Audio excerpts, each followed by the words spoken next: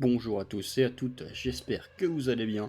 Aujourd'hui, on se retrouve pour la première vidéo Kingdom sur la chaîne. J'en ai parlé dans la dernière vidéo que j'allais commencer à faire des vidéos Kingdom, et c'est chose faite. On va donc commencer bien sûr par une review, celle du chapitre 792, qui a quand même choqué pas mal de monde parce qu'on a eu beaucoup d'informations et des très grosses informations sur ce chapitre. On a également un questionnement qui se fait par rapport à une potentielle erreur de trad, dont on va parler, hein. Et donc voilà, on attaque directement la review du chapitre. On a donc le chapitre qui s'ouvre sur Shibasho, hein, qui va donc dire que tout ça peut être un peu de sa faute, hein, dans le sens où Jiaga, Shugaryu, voilà, ils sont morts par sa faute, et même tous les soldats de Seika, qu'on voit clairement ici, hein, et on nous montre même un gros plan, on va se dire, enfin un plan zoomé, sur certains soldats de Seika agonisants, hein, ou morts, vraiment pour nous montrer l'atrocité de cette guerre, qui certes pour en termes de nombre de morts, c'est pas forcément la guerre la plus meurtrière de Kin, mais il y a déjà beaucoup de morts. Alors ici pour l'instant, on nous montre ceux de Saika, mais je suis sûr et certain qu'on aura un plan sur tous les morts de Kin à un autre moment, c'est sûr et certain. Donc voilà, on a Shipasho qui justement s'en veut un petit peu, hein, pour cela. Et on a donc derrière Kansaro qui essaie de le rassurer un peu, en lui disant que non, c'était la volonté par rapport à Riboku et surtout par rapport à Seika. C'est eux finalement qui ont pris la décision finale de venir ici, et c'est ce qui s'est passé. Et voilà, de toute façon c'était sûr, c'était en première ligne, forcément qu'il allait avoir des pertes, c'était totalement normal. Une guerre sans pertes, ça n'existe pas. Donc voilà. On a donc Shibasho qui maintenant va tout simplement continuer d'avancer. Il y a eu trop de morts pour qu'il puisse reculer, il est obligé d'avancer et d'aller chercher la tête de Uzen. S'il ne le fait pas, ils seront tous morts en vain. Donc à l'heure actuelle, la possibilité que Uzen et Shibasho puissent discuter réellement, que Shibasho se retire de la guerre d'une manière ou d'une autre, c'est quasiment inenvisageable pour cette guerre en tout cas. Il n'y a quasiment aucune chance que cela n'arrive.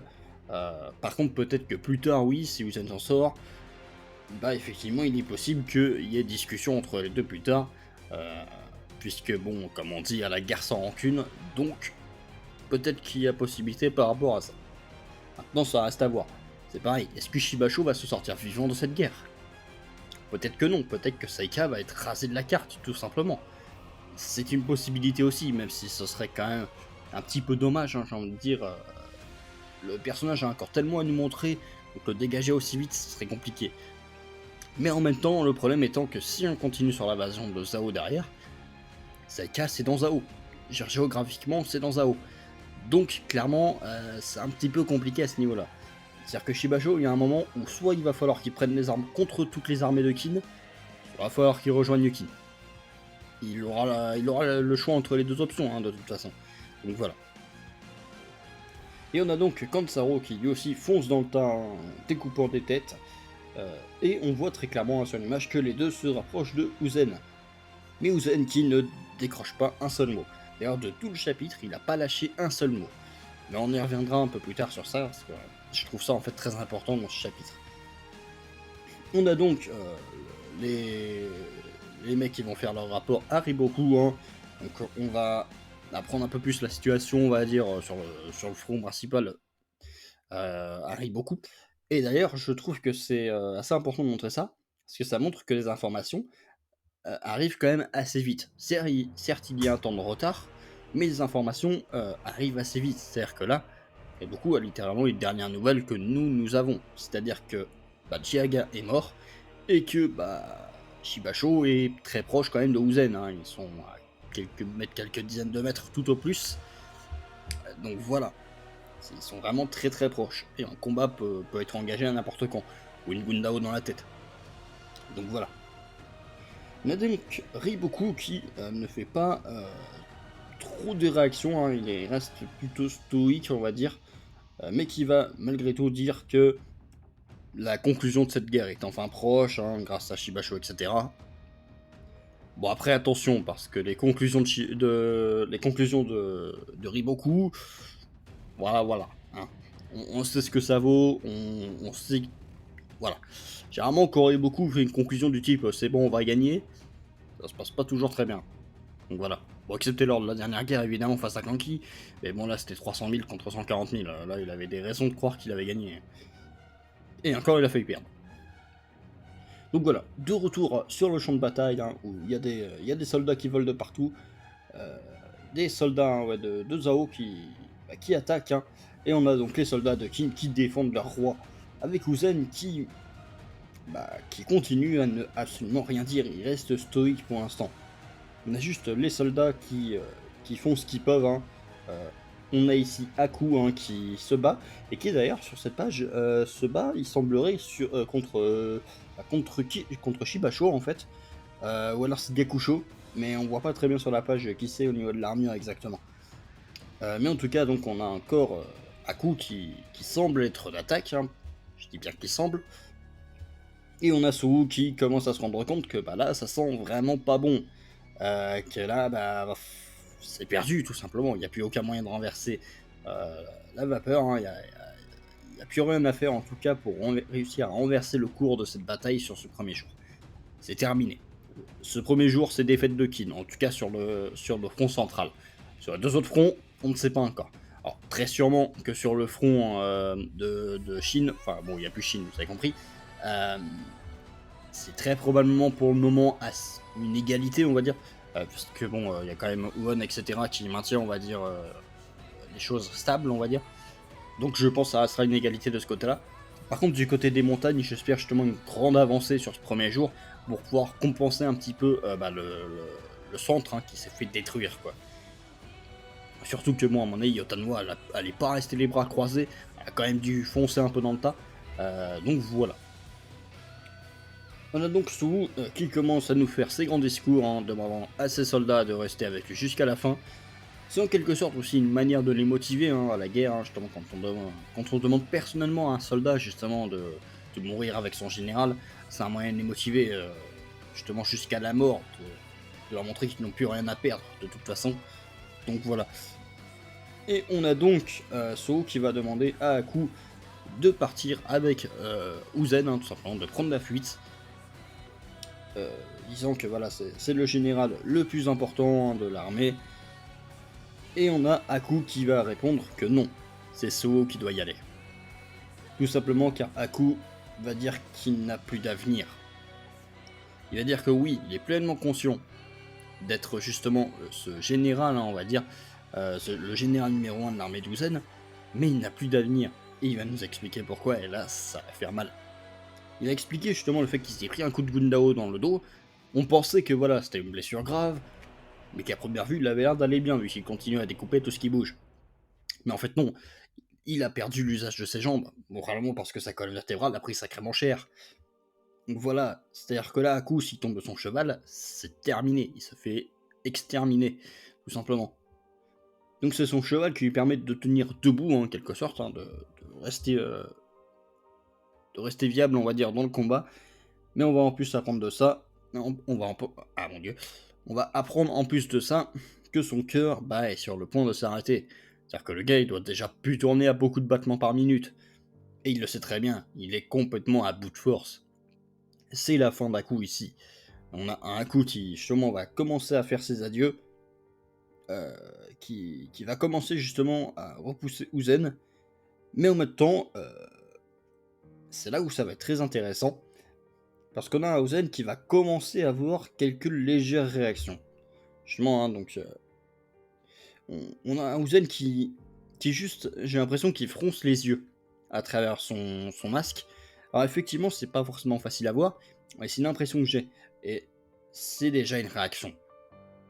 C'est clairement déjà une réaction de la part de Uzen. Mais surtout un Uzen qui n'arrive plus à réagir. Et comme plusieurs en ont déjà parlé, on a sûrement un Uzen qui à l'heure actuelle a fait une erreur 404, le gars. Il arrive plus. Il est sûrement en train de réfléchir à tout et rien à la fois. Il sait plus où donner de la tête. Et puis surtout, il se rend compte qu'il a perdu.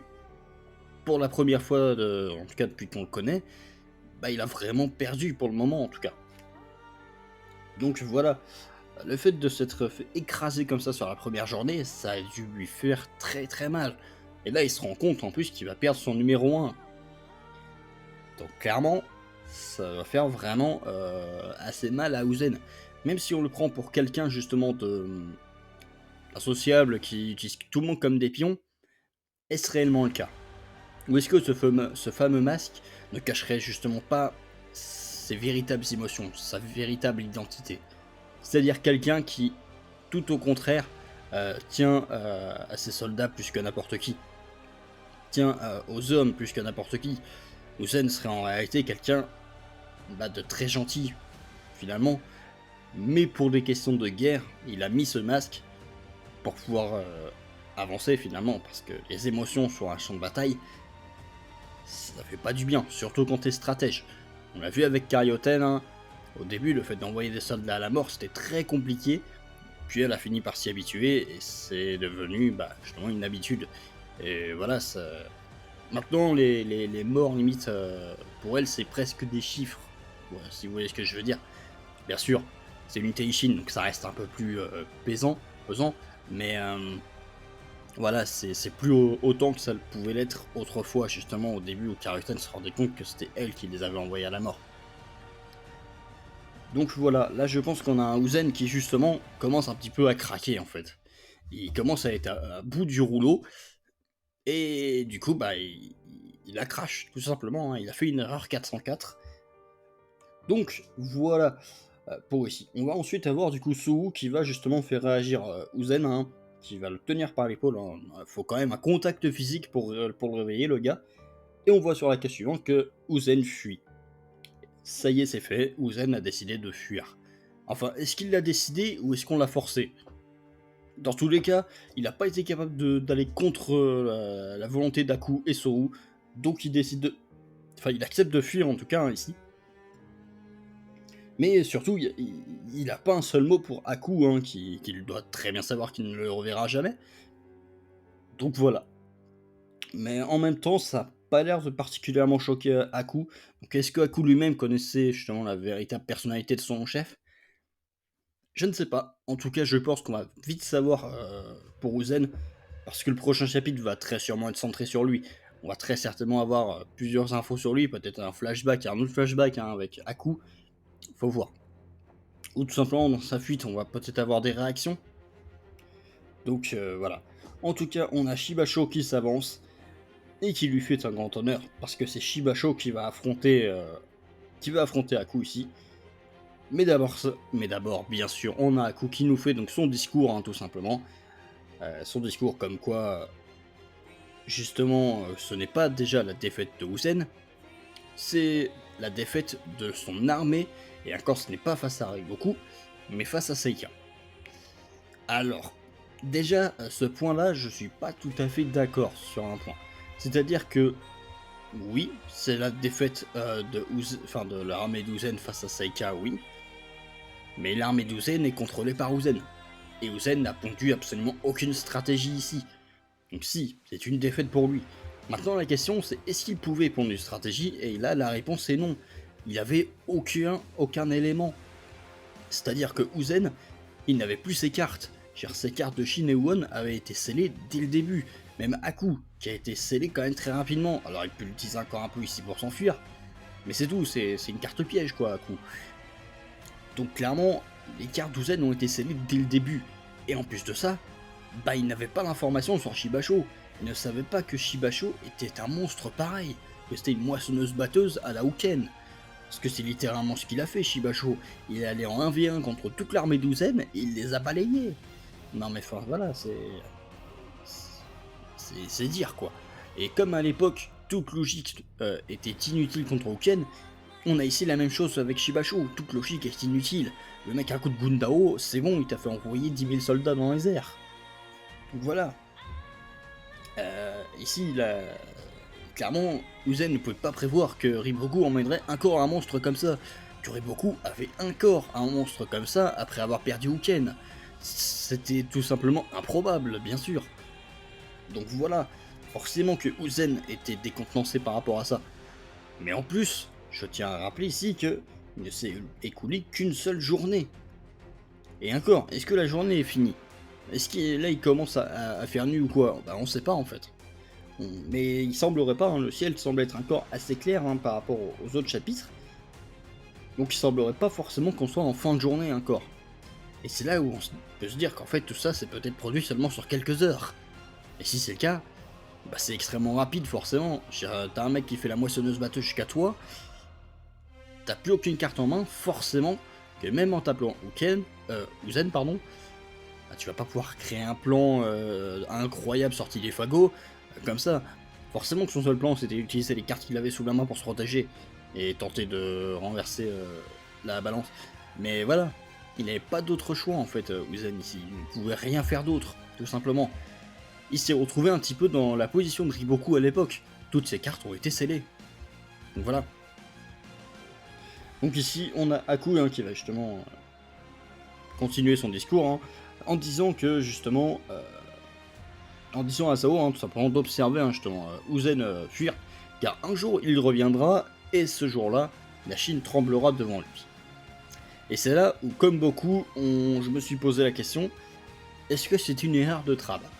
Parce que la façon dont le dit Aku, bah là Uzen il se retire du champ de bataille, c'est fini, fin de la guerre. En tout cas, fin de la guerre pour le centre. Est-ce que c'est réellement le cas? Est-ce que Uzen reviendra en fait? Ce qui est sûr, c'est qu'Uzen ne reviendra pas s'il se rend compte qu'il n'y a aucune chance de gagner. C'est le cas, il reviendra pas. On sait, il le dit à chaque fois. Uzen n'engage pas de guerre qu'il ne peut pas gagner. Hein. Donc ça, voilà. S'il faut, il ira se terrer sur une colline et construire une forteresse ailleurs. Mais il reviendra pas. Enfin, il reviendra pas si il n'y a pas moyen de gagner, bien sûr. Donc maintenant, si Uzen décide de se retirer, est-ce que c'est réellement la fin de la guerre? Eh bien non, pas totalement. Parce qu'il y a deux grands généraux sur le terrain. Il reste Yotanwa. Yotanwa pourrait devenir le général en chef de toutes les armées. Alors ce serait sûrement très compliqué à gérer, mais ça peut être une possibilité d'avoir enfin une Yotanwa qui n'est pas reléguée au second plan. Une Yotanwa qui serait enfin dans le centre, on va dire, hein, de la bataille, et tout dépendrait d'elle. Ce serait très bien aussi. Maintenant, est-ce qu'elle pourrait gérer vraiment les hommes des montagnes et les armées de Qin en même temps? Faut voir. Faut voir, hein, dans tous les cas, on va très vite le savoir, je pense, hein, de si c'est réellement la fin de la bataille pour Uzen ou non. Après, s'il décide de revenir, qu'est-ce qu'il peut tenter? C'est là qui c'est intéressant aussi.